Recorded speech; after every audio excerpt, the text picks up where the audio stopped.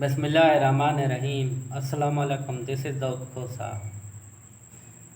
تو آج جو ہے ہم ایک بار پھر اسلامیات کے جو اہم ترین سوال ہیں جو انٹرویو میں پوچھے گئے ہیں ان کو ڈسکس کر رہے ہیں۔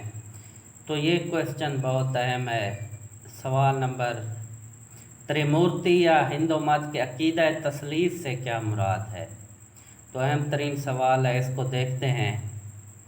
تو اکثر پوچھا گیا ہے انٹرویو میں۔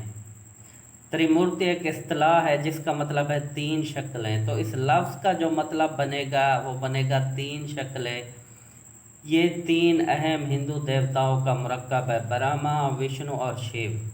تو جو تین بڑے ہندو دیوتا ہیں، خدا ہیں، ان کو ملا کر ایک شکل بنا دی گئی ہے جسے تریمورتی کہا جاتا ہے۔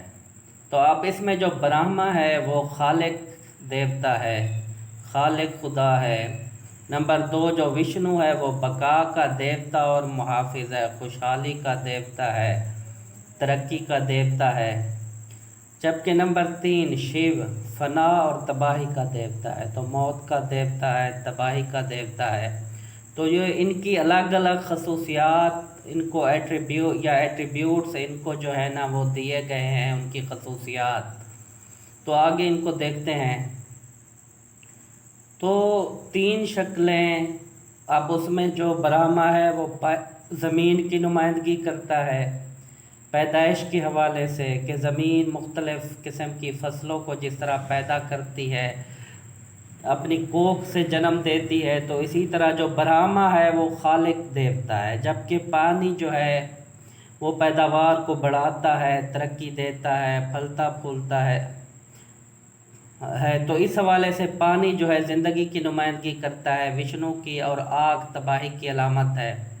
تو زمین کو برہما، پانی کو وشنو اور آگ کو شیو کے طور پر دیکھا گیا ہے۔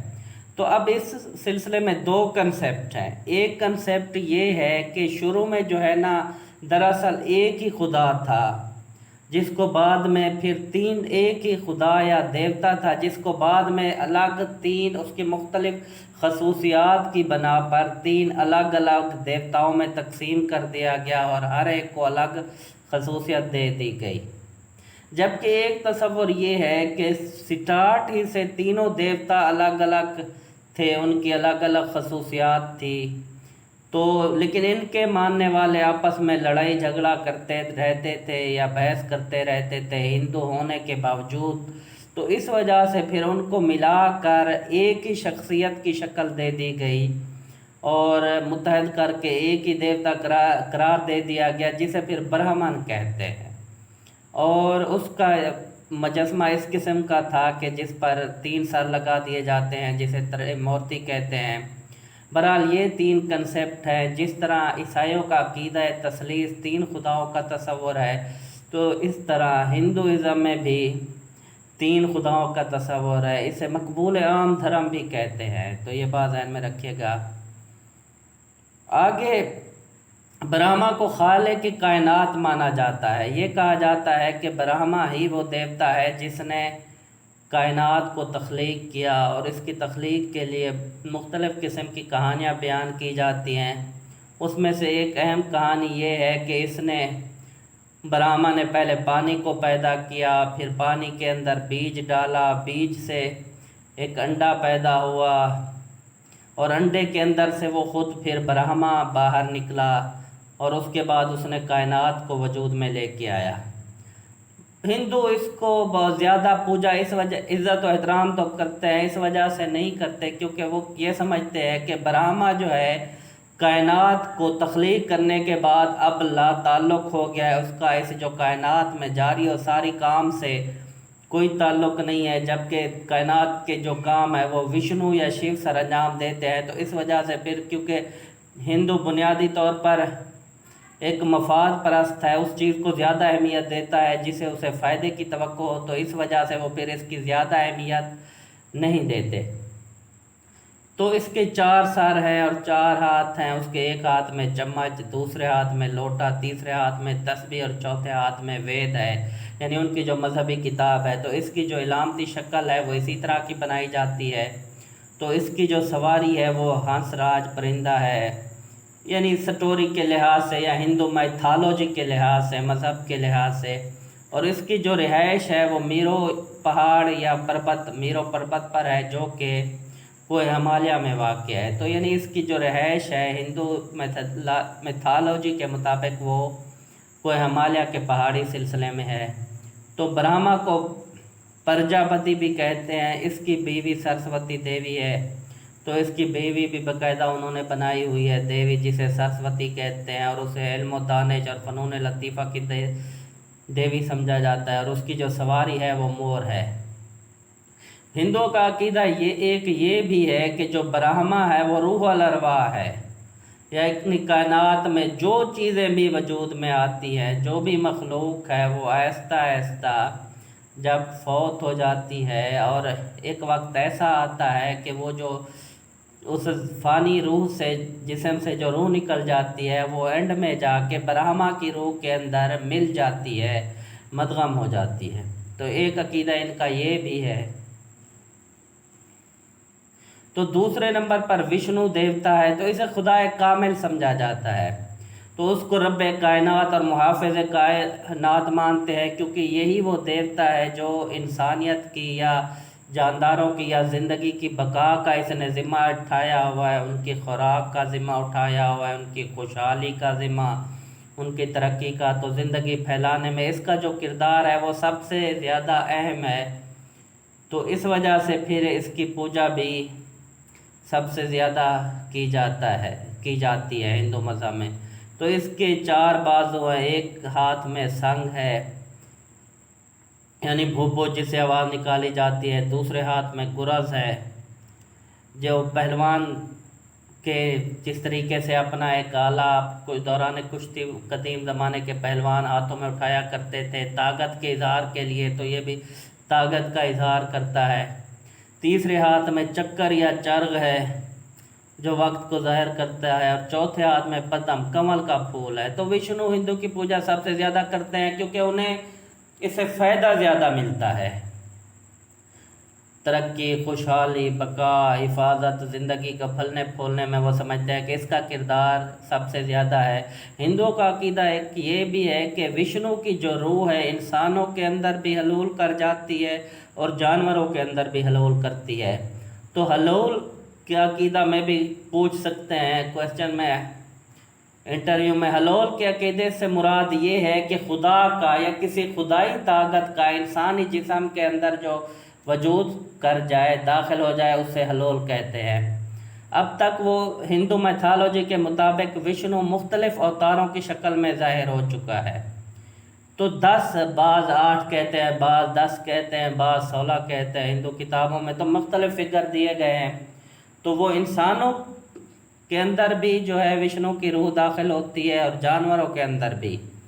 تو متسیہ ایک مرتبہ وہ مچھلی کی صورت میں اس دنیا میں آیا تھا، ایک مرتبہ کورم کچھوے کی صورت میں، تیسری مرتبہ وراہ یا سور کی صورت میں، چوتھی مرتبہ نرسنگ نصف انسان نصف شیر، یعنی دھڑ شیر کا تھا، جسم سر انسان کا تھا، وامن بونا یا بالشتیا، یعنی ایک چھوٹے بچے کی صورت میں۔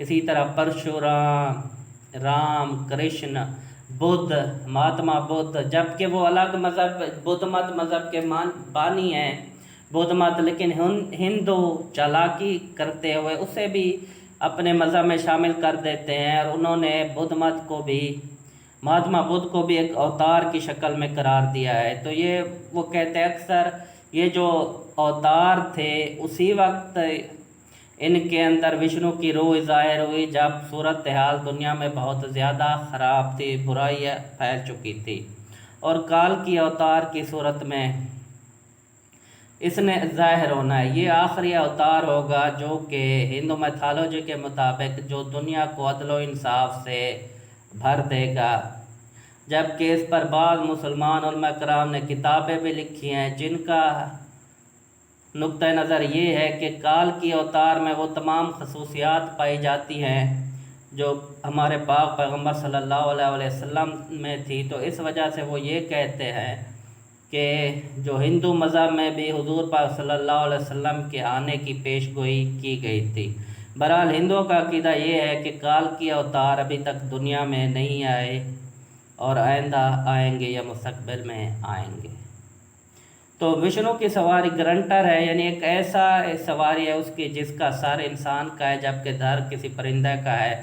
تو اس کی بیوی لکشمی دیوی ہے جو مال دولت خوش بختی کی علامت سمجھی جاتی ہے۔ تو صحت ترقی تندرستی کے لیے اس کی پوجا کی جاتی ہے۔ دیوالی کا جو تہوار ہے وہ بھی لکشمی دیوی کے نام پر منایا جاتا ہے۔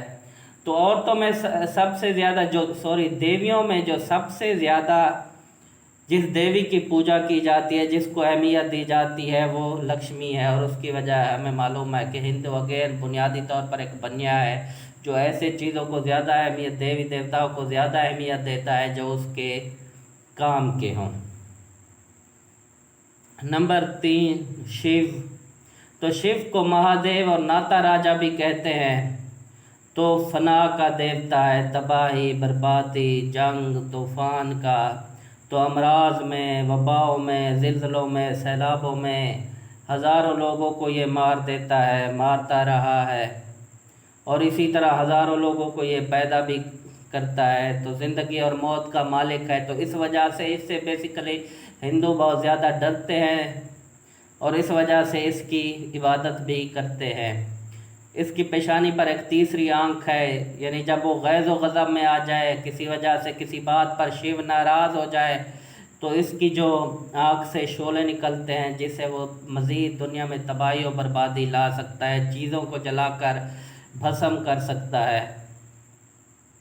تو خوف کی وجہ سے، کیونکہ یہ اگر ہم عذاب کا دیوتا سمجھ لیں تو اس وجہ سے اس کی ہندو زیادہ عبادت کرتے ہیں، اس کو زیادہ اہمیت کرتے ہیں، اس کو راضی کرنے کی کوشش کرتے ہیں تاکہ کسی نقصان سے بچ سکیں۔ تو اس کی مورتیوں کی مختلف قسم کی شکلیں بنائی گئی ہیں، مختلف قسم کے سٹائلز یا سٹانس ہیں۔ تو کبھی اسے رقص کرتے دکھایا جاتا ہے اور 4 بازوں کے ساتھ اس کے بھی 4 بازو دکھائے جاتے ہیں۔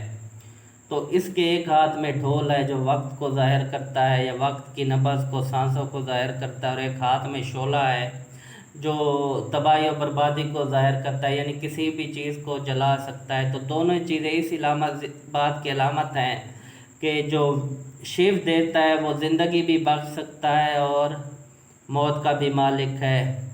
کبھی وہ ناچتے اپنے ہاتھوں سے پیروں کی طرف اشارہ کرتا ہے، دوسرے ہاتھ میں اس نے ترشول پکڑا ہوا ہوتا ہے جو اس کی قوت اختیار کی علامت ہے۔ اس کے گلے میں سانپوں اور کھوپڑیوں کا ہار ہوتا ہے، وہ بھی اس کی طاقت کی علامت ہے اور موت پر اس کی ملکیت کو ظاہر کرتے ہیں۔ اس کی سواری بیل ہے، تو اس وجہ سے ہندو مذہب میں گائے کو اور بیل کو بہت زیادہ اہمیت دی جاتی ہے۔ بیل کو خاص طور پر اس وجہ سے اہمیت دی جاتی ہے کیونکہ یہ ان کے دیوتا شیو کی سواری سمجھائی جاتی ہے، اور اس کی رہائش بھی کیلاش پہاڑ میں بھی ہے، پہاڑ میں ہے۔ تو ہندو میتھالوجی کے مطابق تو اس وجہ کیلاش پہاڑ بھی کوہ ہمالیہ میں ہے۔ تو کروڑوں ہندو اس کی پوجا کرتے ہیں۔ اس کی بیوی کالی دیوی ہے جس کے کئی روپ ہیں، جیسے غیظ و غضب اگر غصے کی حالت میں کبھی اسے دکھایا جاتا ہے تو کالی کی صورت میں، اگر چڑیل کے طور پر دکھایا جائے تو درگا، اگر شہزادی کی صورت میں دکھایا جائے تو پاروتی، اور حسین توشیرا کی صورت میں دکھایا جائے تو پھر اسے اوما کہتے ہیں۔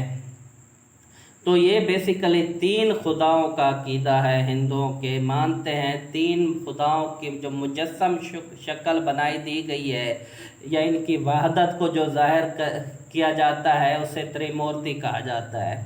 تو تریمورتی کے بارے میں بے شمار مرتبہ انٹرویو میں پوچھا گیا ہے، اور اس کے ساتھ ہی اس کے رد کے لیے بھی آپ کو یاد کرنا چاہیے کہ بھئی اس کا رد کیسے ہو سکتا ہے، یا ہندوؤں کے جو عقیدہ تثلیث ہے یا تریمورتی کا عقیدہ ہے اس میں، اور جو عیسائیت کا عقیدہ تثلیث ہے، 3 خداؤں کا عقیدہ ہے، ان کے درمیان کیا مماثلت ہے، کیا فرق ہے، اس بارے میں بھی پوچھا جاتا ہے۔ اور اس کا رد اسلامی حوالے سے اس کا رد بیان کرے تو وہ تقریباً ایک ہی قسم کی آیتیں آپ نے یاد کرنی ہوں گی، ایسی آیات جو قرآن پاک میں اللہ تعالیٰ کی وحدانیت کو ظاہر کرے کہ اللہ کی ذات جیسا کوئی نہیں ہے، اللہ تعالیٰ کی ذات وحدانیت ہے، نہ اس کا کوئی باپ ہے، نہ بیٹا، تو اس حوالے سے اور وہ آیات جو عقیدہ سنویت کو یا عیسائیوں کے عقیدہ تثلیث کو رد کرتی ہے، تو ان آیات کو بھی آپ نے یاد کر لینا ہے، تاکہ اگر سوال میں پوچھا جائے کہ بھئی اس کا رد آپ قرآنی حوالے سے کیسے کریں گے تو آپ بتا سکیں۔ انتہائی اہم سوال ہے، تو چینل کو سبسکرائب ضرور کیجیے گا، تاکہ آپ کو انشاءاللہ کوشش کی جائے گی کہ آہستہ آہستہ بہترین سے بہترین مواد اس چینل پر ڈالا جائے، اور اپنا خیال رکھیے گا۔ اللہ حافظ۔